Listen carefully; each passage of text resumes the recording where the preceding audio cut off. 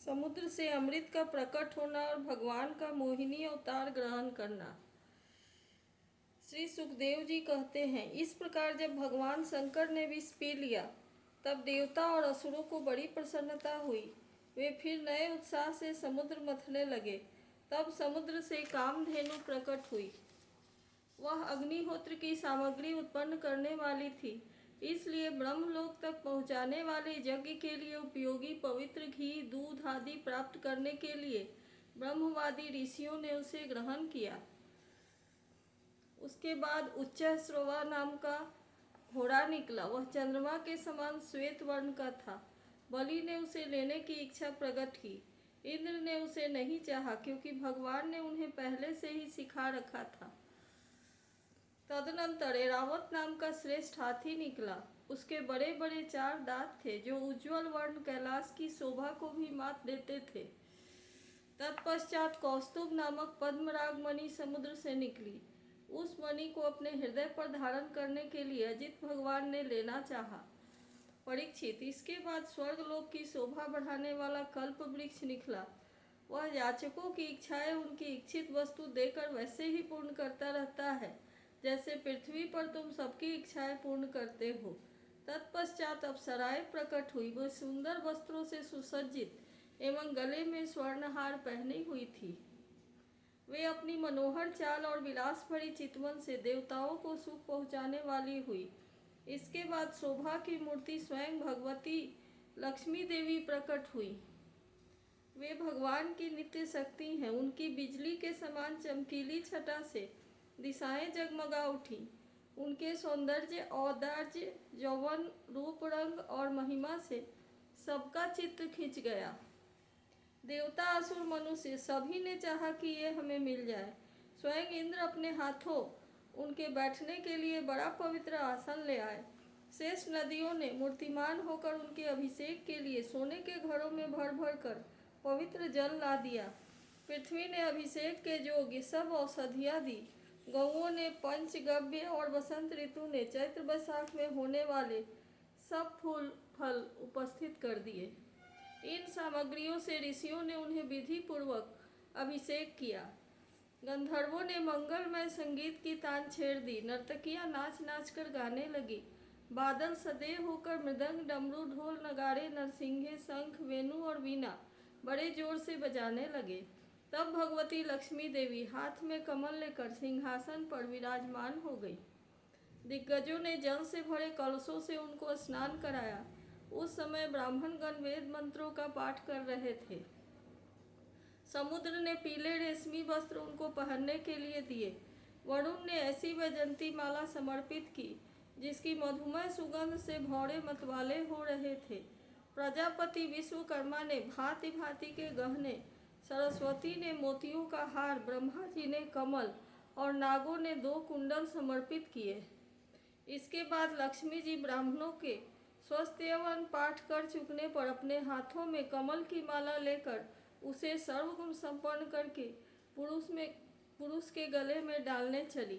माला के आसपास उसकी सुगंध से मतवाले हुए भौरे गुंजार कर रहे थे। उस समय लक्ष्मी जी के मुख की शोभा अवर्णनीय हो रही थी। सुंदर कपोलों पर कुंडल लटक रहे थे। लक्ष्मी जी कुछ लज्जा के साथ मंद मंद मुस्कुरा रही थी। उनकी कमर बहुत पतली थी। दोनों स्तन बिल्कुल सटे हुए और सुंदर थे। उन पर चंदन और केसर का लेप किया हुआ था। जब वे इधर उधर चलती थी तब उनके पायजेब से बड़ी मधुर झनकार निकलती थी। ऐसा जान पड़ता था मानो कोई सोने की लता इधर उधर घूम फिर रही हो। वे चाहती थी कि मुझे कोई निर्दोष और समस्त उत्तम गुणों से नित्य युक्त अविनाशी पुरुष मिले तो मैं उसे अपना आश्रय बनाऊं, वरण करूं।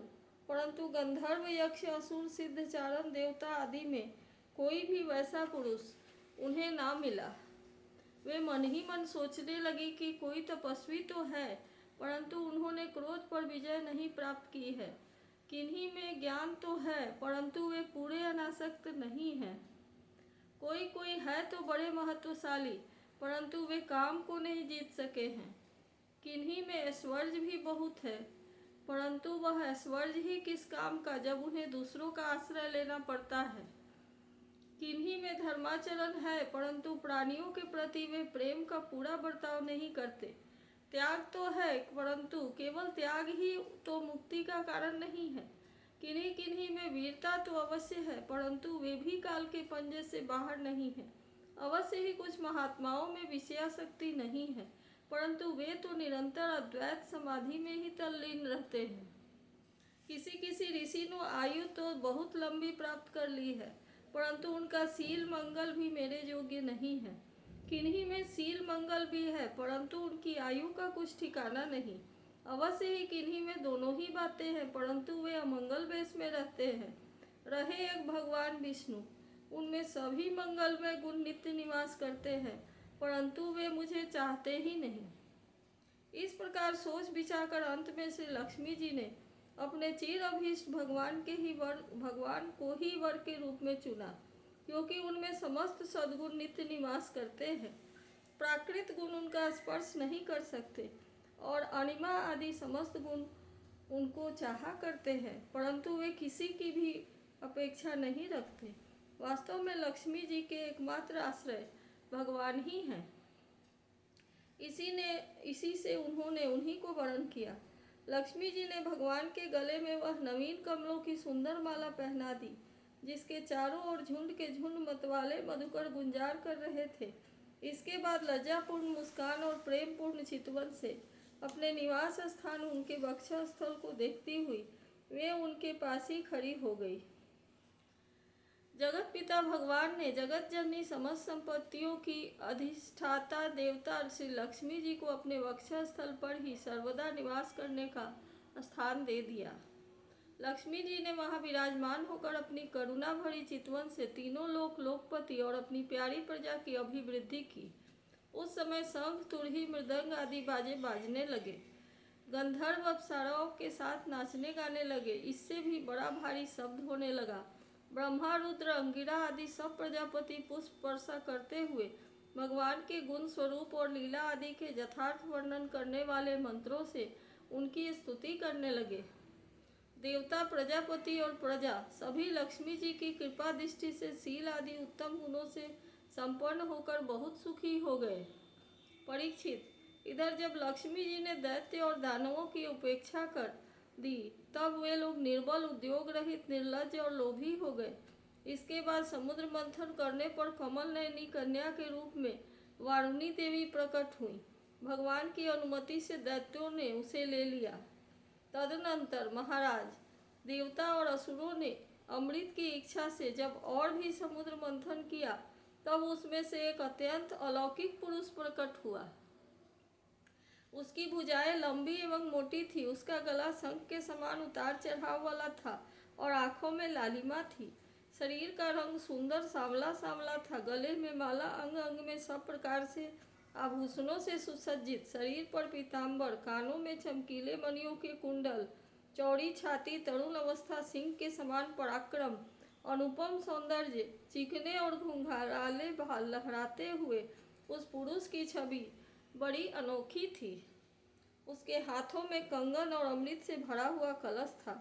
वह साक्षात विष्णु भगवान के अंशांश अवतार थे। वे ही आयुर्वेद के प्रवर्तक और यज्ञ भोक्ता धन्वंतरी के नाम से सुप्रसिद्ध हुए। जब दैत्यों की दृष्टि उन पर तथा उनके हाथ में अमृत से भरे हुए कलश पर पड़ी, तब उन्होंने शीघ्रता से बलात् उसे अमृत के कलश को छीन लिया। वे तो पहले ही इस ताक में थे कि किसी तरह समुद्र मंथन से निकली हुई सभी वस्तुएं उन्हें मिल जाए। जब असुर उस अमृत से भरे कलश को छीन ले गए, तब देवताओं का मन विषाद से भर गया। अब वे भगवान की शरण में आए। उनकी दीन दशा देखकर भगत वत्सल कल्पतरु भगवान ने कहा, देवताओं, तुम लोग खेद मत करो, मैं अपनी माया से उनमें आपस की फूट डालकर अभी तुम्हारा काम बना देता हूँ। परीक्षित, अमृत लोलुप दैत्यों में उसके लिए आपस में झगड़ा खड़ा हो गया। सभी कहने लगे, पहले मैं पीऊंगा, पहले मैं, तुम नहीं, तुम नहीं। उनमें जो दुर्बल थे वे उन बलवान दैत्यों का विरोध करने लगे, जिन्होंने कलश छीनकर अपने हाथ में कर लिया था। वे ईर्ष्यावश धर्म की दुहाई देकर उनको रोकने और बार बार कहने लगे कि भाई, देवताओं ने भी हमारे बराबर ही परिश्रम किया है, उनको भी तो यज्ञ भाग के समान इसका भाग मिलना चाहिए। यही सनातन धर्म है। इस प्रकार इधर उधर दैत्यों में तू मैं हो रही थी और उधर सभी उपाय जानने वालों के स्वामी चतुर शिरोमणि भगवान ने अत्यंत अद्भुत और अवर्णनीय स्त्री का रूप धारण किया। शरीर का रंग नील कमल के समान श्याम एवं देखने ही योग्य था। अंग प्रत्यंग बड़े ही आकर्षक थे। दोनों कान बराबर और कर्णफूल से सुशोभित थे। सुंदर कपोल, ऊंची नासिका और रमणीय मुख। नई जवानी के कारण स्तन उभरे हुए थे और उन्हीं के भार से कमर पतली हो गई थी। मुख से निकलती हुई सुगंध से प्रेम से गुनगुनाते हुए भौरे उस पर टूट पड़ते थे, जिससे नेत्रों में कुछ घबराहट का भाव आ जाता था। अपने लंबे केश पासों से उन्होंने खिले हुए बेले के पुष्पों की माला गूंथ रखी थी। सुंदर गले में कंठ के आभूषण और सुंदर भुजाओं में बाजूबंद सुशोभित थे। उनके चरणों के नुपुर मधुर ध्वनि से रुनझुन कर रहे थे और स्वच्छ साड़ी से ढके नितंब द्वीप पर शोभायमान करधनी अपनी अनूठी छटा छिटका रही थी। अपनी सलज मुस्कान, नाचती हुई तिरछी भौहें और विलास भरी चितवन से मोहिनी रूपधारी भगवान दैत्य सेनापतियों के चित्त में बार बार कामोद्दीपन करने लगे। इति श्रीमद्भागवत महापुराणे पारमहंस्या संहितायां अष्टादशे भगवन्नोपलंघनं नामाष्टमोऽध्यायः।